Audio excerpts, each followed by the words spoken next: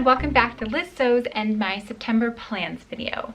I wasn't sure if I wanted to make a plans video for this month just because I'm going to be traveling 3 if not 4 weeks out of September, so I know I won't have a ton of time for sewing, and I always get a little bit down on myself when I like tell you I'm going to make something and then I follow or don't follow through. So I think I'm gonna go ahead and do the plans video, obviously, because you're watching it. Just because it's a nice way for me to organize my thoughts in my head and figure out, you know, the kind of things that I'm excited about sewing next. So even if I don't get to them all, it helps me organize a little bit better. So the first thing I definitely have to make in September, no excuses, is using this fabric from Minerva Crafts, and I'm sorry, Minerva.com, and this is Lady McElroy print. I think it's called Elephant Elegance or something like that. Now I have to say I was a little disappointed. When I first got the fabric in the mail, I thought it was amazing. It was really thin, but it had this really slight sheen to it and had a great drape and hand. But I washed it and it's gotten considerably rougher almost.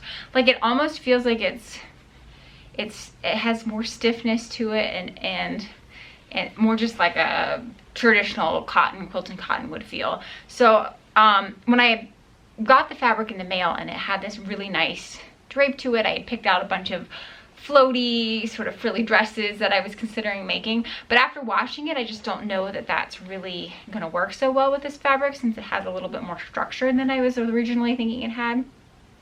So I think I'm going to make 2 things out of it, and the first is going to be the Simplicity 1166, and I want to make this shirt here. Now it's a little bit hard to tell from the picture, but it has a really interesting shoulder, or not shoulder, but like arm sleeve insert. It's like a diamond shape almost, instead of, you know, like a bell curve, which is what you normally see in a sleeve. So this one comes in as a diamond shape, so I thought that was kind of interesting, and I just like the way it looks with this little tie waist belt. So I've never used this pattern before, so I'm really trying this year to sort of use the patterns that have just been sitting in my stash, and if they're not something that I'm interested in ever using again, then just getting rid of them because I don't need more stuff in my life. So I want to make that for sure. And then I was thinking about just doing another McCall 6696. Now I know I've probably made like 8 or 9 of these. I just really like this pattern, and I know I'm not alone in liking this pattern. So I was thinking of maybe doing the sleeveless version, so view A, that she's wearing here, and that's just because this print is a lot smaller than I had expected, so I think that it's going to be really busy, and I think a sleeveless version would be a little bit better. And sleeveless allows me to throw on a cardigan over top of this. I can go navy. I don't have a chartreuse cardigan, but I really should. And that will let me wear this into some of the more fall, cooler toned months. So those are the 2 plans for this elephant fabric.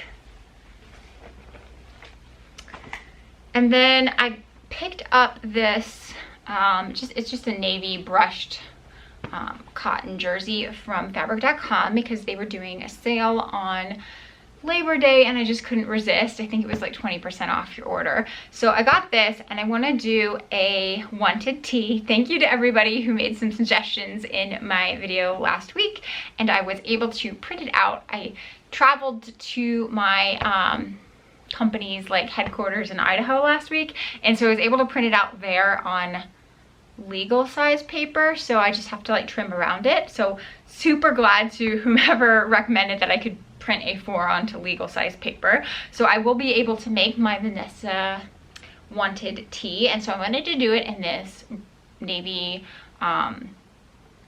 material, and then we'll go with the palazzo pants that I had shown you guys last week. So because those have the navy like window pane design in the plaid of those pants. So I'm really excited for that. I'm gonna wear this to, I think, some event that I have coming up in September. So I hope that I can get this done. I'm leaving for that trip in 2 weeks, so I should have enough time to just throw together a t-shirt. That shouldn't take too long. And then the last projects I'm really hoping to get to this month, I think I should be able to, and that is making some period underwear, so like the Thinks style. So I picked all this stuff up again on the 20% off sale at fabric.com. So I've really wanted to make these for a while, but been really hesitant because I couldn't find the material that you needed for the absorbent core, but fabric.com started carrying it recently. So that is this stuff, and you know, it doesn't look like much. It's called Zorb, Z-O-R-B, and it is a super absorbent material. Even though it looks really thin, it should be able to hold, I think it said 26 times its weight. So that's gonna be the absorbent core, so really the workhorse of the panty. And then I have some waterproof poplin, so this is DWR, something like that. It's like a waterproof treated fabric. So you'll have, and then this, which is wicking fabric. So you have wicking is what touches your body, and then your absorbent core, and then underneath the core, you put the waterproof fabric, so that prevents anything from like leaking through to the other side. And then on the outside, you can do whatever you want to make them look like any other pair of underwear. So initially I was thinking of just making it the whole underwear out of this stuff, which is the wicking material. It only has stretch in one direction, so like horizontally, but hardly any stretch vertically here. So I don't know, I might make one pair out of all of this and see how it feels. But I might, like, I still will use all three of these materials because they're important to like the functionality of the underwear. But I might be able to just use fashion fabric like any of my other cotton jerseys or laces and stuff like that.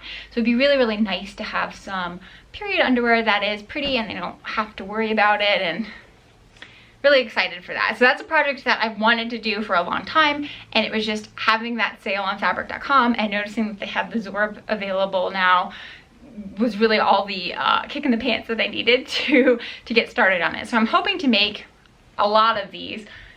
I should have enough fabric to make at least 6, if not 12 pairs, so that would be ideal. So really excited about that and hoping I can get to that this month.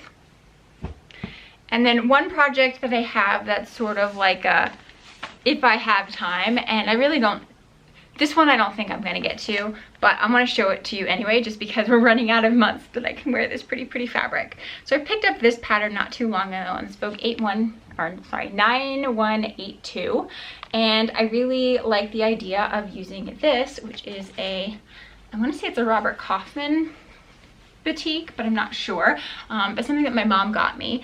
And so it's a batik fabric, but it's like done in this sort of gingham style, but these are some of my favorite colors, these sort of greens and blues, and just really like it. So I like the idea of doing this dress, and I think it's just because this has gingham on the front and that green, so it's probably gonna be like amalgamation of both of those. I want to say I have 4 yards of this, so I can do the shorter version.